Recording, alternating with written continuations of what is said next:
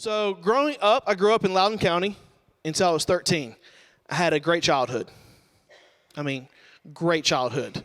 And I don't say that because my parents are here. Mom and Dad. See, they're up here. I don't say that. I don't say that because they're here. I really did. I had a great childhood. The worst thing in my childhood, they got divorced for like 2-3 years and back together, obviously, right? Because they're here together. It was a strange divorce, and I've said this before, and I'm like, it was weird.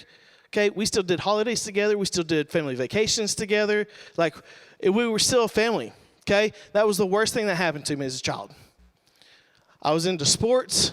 I was all-around American boy. I played every kind of ball sport you can imagine. Baseball, basketball, football, loved it all. Middle school and high school, I would tell you I was a decent teenage kid, okay? I'm not going to say it was great. I was close, okay? I was a decent teenage kid. Again, still not getting into a whole lot of trouble. Like, I didn't, say a cuss word until I was late into my senior year. Like, I just didn't want to do it. Like, it felt wrong, okay? It felt wrong. Went to college for a year. Was still, an okay human being, okay? And then I came back. And it wasn't college that made me do this, okay? I went to a Christian college, okay? That was not why I went down the road I did. I came back from college, and I felt like I had lost everything. And in a sense, I did. I lost my identity. I wasn't really following Christ at this point. I was saved when I was 13. By the time I was 16, I was done with church. Like, I was working at a church, and Mom was going through cancer and was getting let go from this church. They told me they wouldn't help me out while I was working, and she was going through her chemo treatments, and I was playing sports. Just wouldn't help me out. And so I got a lot of church hurt from that. And it wasn't necessarily them, although they did have a role in that. It was a lot of my immaturity, right? At 13, being immature in that aspect, but spiritually immature as well. And so I was like, if this is what church is like, if this is what Christians are like, I want nothing to do with God, because clearly they're no different than other people that I've met, right? And so church hurt at an early age, didn't want anything to do with it. So didn't have a relationship with God at all when I came back. And so my identity was in football. That's who I was. I was the football player. I was Mr. GCA. I was Mr. School Spirit. I was Mr. Athletic, like all the things, right? I knew everybody. It was a small school that I went to. There was 27 people in my graduating class. We knew everybody. And then even going to college, it was still a small Christian college. And I slowly got to know everybody. And so when I came back, I didn't have my identity. I didn't have football, because that's all I ever thought I would be doing. Granted, retrospect, looking back, I have been this same height since I was like a junior in high school. Okay, should have known at 5'7", was not going to make it any further than a NAIA Division III school, right? But I had hopes and dreams, ladies and gentlemen. I wanted to be D1. I wanted to follow in my dad's footsteps, who was D1, who went to the University of Tennessee and played, right? That's what I wanted to do. I did not have his height at 6'2", okay? But I had everything else. Determination, grit, all the good stuff. So when I came back, again, lost my identity. I didn't know who I was. I was working at Home Depot at the time. It was one of my most favorite jobs I've ever had. If you're looking for a job and you get on, I would encourage you, go to Home Depot. They're phenomenal. Or at least the one I was at on Shaw Road was. Okay, but again, I'm walking through. I didn't know who I was. I made relationship mistakes in my early 20s, and then I made friendship mistakes in my early 20s. I was alone, even though I was surrounded by people, right? Have you ever just walked into a room surrounded by people that you know that they love you, you know that they care about you, but you still like are in this lonely pit. And you don't understand why.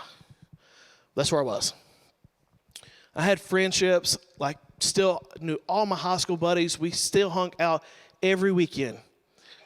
We'd work Monday through Friday, but the moment 4:30 hit on a Friday, we were gone all weekend. And then we started dabbling into drugs, a handful of us. We started off doing pills, like what I was considered like low-level pills, and then we started working our way up. And I would tell you, I had a counselor the first time I got clean for about 6 months. He looked at me and he said, "You're a really bad drug addict." Now, I don't know how bad you got to be called a bad drug addict, but apparently I was there. I didn't really have a drug of choice. I liked everything. I wanted everything. I didn't really care what it was. As long as it made me feel different than the way I was feeling, I was wanting to go after it, right? And so from 20 to 25, 26, I was doing drugs. Because I was lonely. I was depressed. I didn't know who I was. Okay? And then through all this, like, I don't know about you guys, I was losing friendships. I was losing relationships. I lost jobs. I lost my family because I pushed them away. Now, my parents never kicked me out of the house. Very fortunate for that. And I tell people all the time when they ask me, would it have made a difference had they kicked you out? And I cannot tell you yes or no whether it would have made a difference. Because every situation, every person, every season is different for everybody, right? So I don't know if they had kicked me out, if that would have made me realize, like, hey, I've screwed up, and I need to get my life back on track any sooner than what I did, right? I wasn't ready early on. Like I said, I got clean for about 6 months. I think around the time I was 22, 23, and I was seeing a counselor. I was working out. I was under what I call parent house arrest. So my parents took the phone, took my car keys, their car keys, from it. Like I had nothing. I had a TV and a game console. That was it. Okay? And then I didn't have a community still. It's very important. So if you guys are going through recovery for the first time, let me tell you, get a community. Because otherwise, you're going to be walking by yourself, and it's a lonely road then. And more than likely, you'll turn around to what is familiar instead of what is better. Right? So I didn't have a community, and then I didn't have a relationship with God. I still didn't want a relationship with him. I was still upset with God. I was mad. I was mad that he allowed my mom to go through her chemo, right? Didn't know what that was about. I was mad that the church that I thought was my family didn't help. I was mad that my brother was 6'2" and a gymnast, and I was 5'7" and a football player. I'm like, God, you got it wrong. Okay? He needed to be short. I needed to be tall. Like, I was mad at a lot of things. It wasn't until one night that I had tried to sneak out. My dad gets me, brings my butt back inside, and we're having pleasantries back and forth. I see my mom in the background, and this is my bottom. It's seeing my mom in the background crying and defeated, not knowing what to do for her baby boy. Because getting arrested twice, that didn't faze me, right? You would think getting arrested the first time would be like a wake-up call. It wasn't. You would think the second time of getting arrested and coming up the elevator and seeing your parents there would be a wake-up call like, hey, you screwed up. You need help. It wasn't. It wasn't until that moment that the next day I went to them and said, hey, I need help. And so January 4th, 2014, I hopped on a plane with a bag, and I went to Las Vegas, Nevada. I went to a place called Desert Hope, and I spent 30 days there. And being there for 2 weeks, being of more clear mind than I had ever been before, started hearing God and feeling God again. And I felt him asking me, hey, are you done? Are you ready? And I would tell you, like, for me, it was so vivid and so clear. Like, I thought my roommate at the time was in the room, and there was no one. And so I sat there again, and I said, if this is you, call out again. And I'm telling you, it wasn't verbal, but I felt it so strongly. Are you done? I said, hey, if you can use me at any capacity, let's see what you can do. I tried everything else. Drugs didn't help. Going to counseling, talking through things, that didn't help. Like, if you could do something different, show up and show out. And so by the end of that 30 days, that's exactly what he was doing.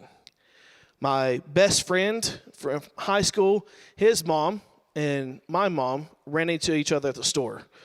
His mom should not have been at this store, okay? It was on the opposite side of town of where she lived at the time. There was no rhyme or reason for her to be at the store, but God, right? They connected. She spoke to her about what had happened, and then my friend texted me.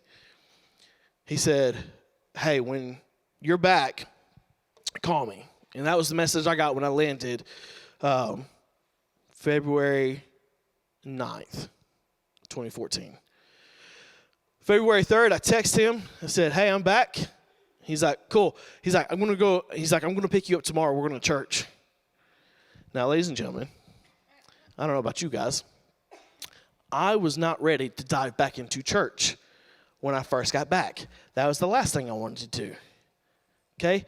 I was like, I'm still trying to figure out if I want this relationship with God. Okay? He's like, cool, I'm picking you up. We had not spoken in a good 6 years, he and I. When I remember him, he was a basketball player. He grew up around Central High School. Like, he went there for a couple years before he transferred to Grace with me. He was the most ghetto white boy I have ever met in my life. And that's the nicest way I can put it. I didn't understand him at first because of how he talked, but we hit it off. He had 4 siblings, and so I couldn't relate there, but for whatever reason, like, our families were super tight growing up. Like, we hung out with them all the time. After basketball games, we got to eat. So it'd be like the 7 of them, the 4 of us, we're walking in 11 deep anywhere we went. He took me to church. We went to church, and I don't know about you guys, when I was early in my recovery, I wanted to see how people were going to react to me. So we go to church this first night. He's introducing me to all his church friends that he's known for about a year or so. And they're like, hey, how do you know Nick? And I was telling them, like, hey, we went to school together. I've known him and his wife for years. We're just reconnecting. And they're like, cool, where are you coming from? Tell us a little bit about yourself. I was like, yeah, I just got out of rehab. I went to jail a couple times. I did a lot of drugs. And they were like, I want to gauge people's reactions, right? You just want to test the waters a little bit. I will say, props to them. Like, they didn't shy away from any conversation with me. In fact, one of his close friends there invited us back to his house. We ended up staying up till, I think it was 5 o'clock in the morning, talking, playing spades this entire time. Just kind of catching up, sharing stories back and forth. It was a great time. Him and his wife took me in for 2 years. Super grateful for them. If you guys see my posts at any, like throughout the year, January 4th, like I always sit on my back porch, have a cigar, and reflect about what God's done for the year and the years that I've had gained up. And so I always mention them in my posts. Shout out Nick and Ashley. Love you guys. They were a huge part of my journey. He got me back into church. He got me into a small group. He got me into serving. Like, he was a pillar of why I'm here today. I would tell you he's one of the main reasons why I am on staff here, because of what he did for me and poured into me.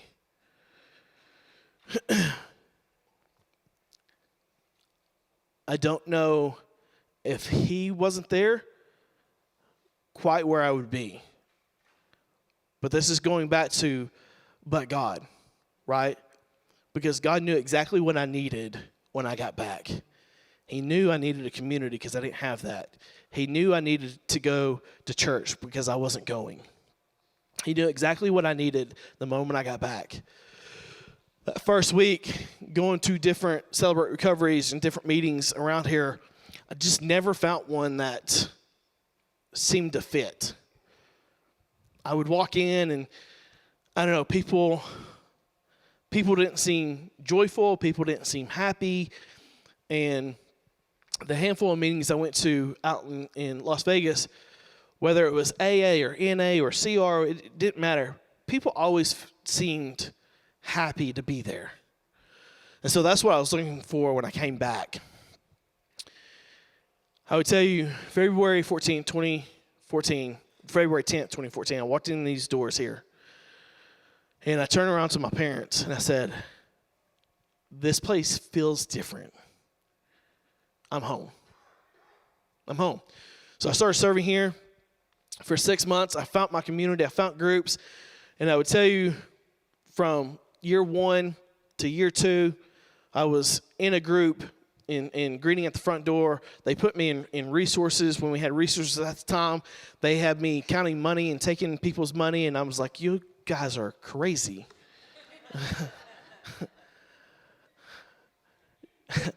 I don't know about you guys.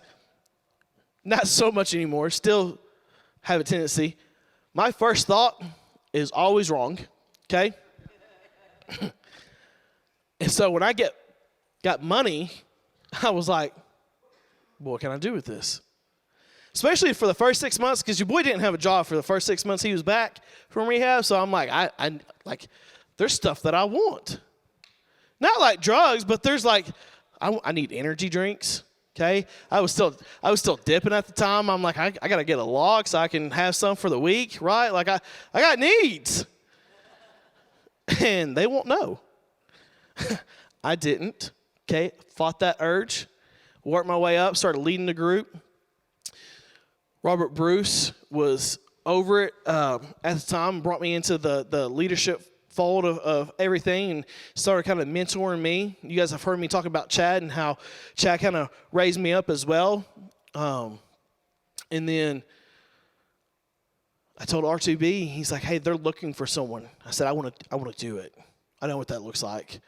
I was like, guys, I had zero vocational. Like, I didn't go to college for this, okay? He's like, you're going to be speaking. I was like, yeah, I'll do everything but that. I don't want to do that. Okay, I don't love being on stage with a microphone. It's not the best part of my job. I love one-on-one with people, okay, and I love goofing off. But being up here being serious from time to time, not your boy's favorite part. He's like, this is what you're going to be doing. So I went through the process. They said, hey, it's between you and this other guy. We're leaning more towards the other guy. I said, cool. I think he's a better fit anyways. I will support him any way I can. And then come to find out, they told us both no. They said, hey, neither one of you are ready. I was like, I knew I wasn't. Okay? So Kyle Wall kind of stepped in for another 6 months, and he kind of helped train me up too. And then after like a year process, they brought me on. So I've been on staff. It'll be 7 years this September as the Celebrate pastor here. And I'm telling you, yeah. And I can tell you, it's nothing that I've done. I'm not here without God already planning my steps. I'm not here without obeying his commands, okay? And I don't stand up here to tell you guys I'm perfect, because I'm not. I am kicking and screaming still with my word for the year and what he wants me to do, because he's got big plans for me this year, and I know he does, okay? But I'm kicking and screaming. I'm not happy about prayer for this year. Prayer. I'm not happy about it. It was my word in 2020. I said, no, I'm not doing that. Okay? I was 3 months into the year, and I was like, nah, that's not the word you have for me. I ignored it. Didn't pick another one either. Listen, in November, I heard RTP voice as loud as I could. And for those of you guys who don't know, his name is Robert the Bruce. He's over our prayer team.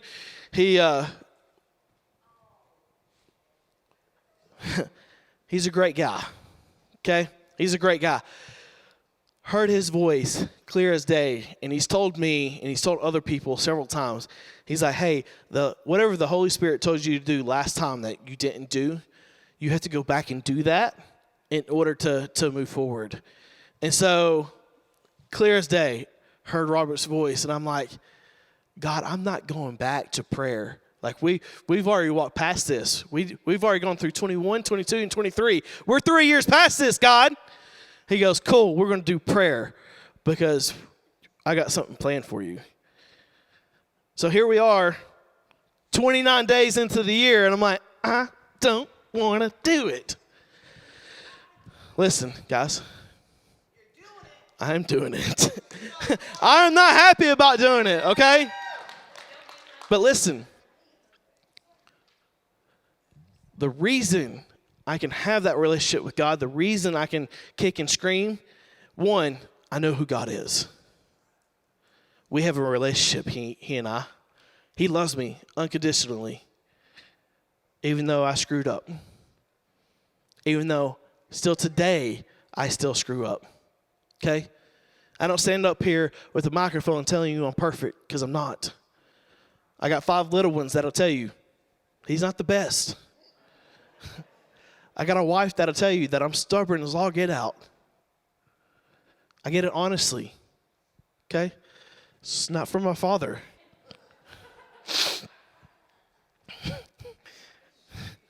It runs on the mama side strong.